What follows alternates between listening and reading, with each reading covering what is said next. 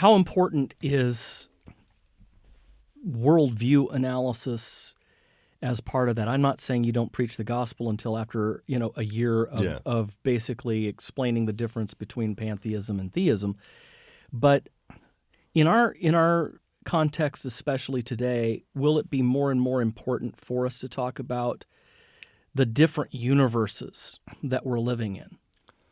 Yeah, I think it kind of depends on who you're talking to. I think the short answer is yes, but it'll look different from person to person.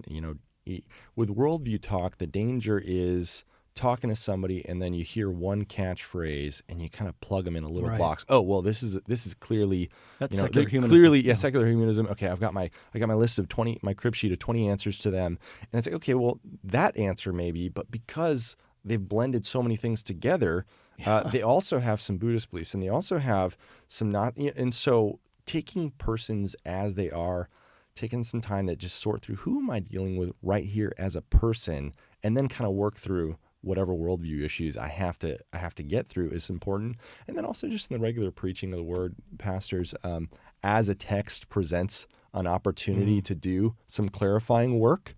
5 minutes here on how important the creator-creature distinction is. 6 minutes over here on what's the difference between the Holy Spirit and then spirit in general. Not the same thing. And so, but as the text comes up and you're preaching, you have the you're not opportunity. grinding an axe. Yeah, exactly. Maybe you don't have a whole lecture series through worldview stuff on Sunday mornings, but you just are aware that this is who I'm preaching to now. Yeah. People don't know this stuff. You've talked about the importance of preaching apologetically, and just as a pastor, I found that really helpful. Is this what you're talking about? Does that mean saying you're sorry throughout the sermon? Yeah. Well, sometimes you have to, just because you're a sinner too. But just being aware of two things. One, objections to the faith. People are going to be bringing with them. Folks have baggage coming in from bad church environments, as well as just stuff they've picked up on, hearing the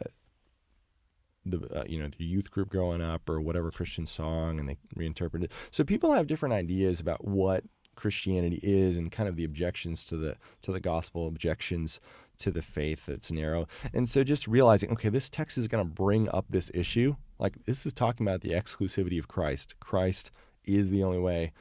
I got to answer that. The flip side is kind of on the offensive of the defense is saying, well, this text actually kind of begins to cut at and explode some of the common assumptions that we have in our secular world when it comes to sources of identity, sources of meaning, sources of value. And so kind of looking at some of the common ways that people think and saying, you know what, this text actually speaks to that in a way that questions some of the assumptions you hold. People are really aggressive in their pursuit of justice right now. That's actually one of the objections to Christianity right now is the seeming injustice of the institutional church. Okay, well, let's talk about justice. Let's talk about where you're getting your idea of justice. Let's talk about whether or not your kind of pantheistic worldview where God is the world and the world is God. What leverage do you have to complain about anything that's happening if everything that is and everything that's happening should happen this way? Should happen this way in a way that you can't distinguish good from evil. How do you get that? How do you get that justice longing in your heart answered? And so, cutting through, and so apologetics often means going into the kind of embracing the mind of our hearers to some degree, and then going into the worldview and kind of exploding it from within. And so it's the offensive, but always with an aim at showing there is good news. What always good news. There's always good news, and it's not the hammer.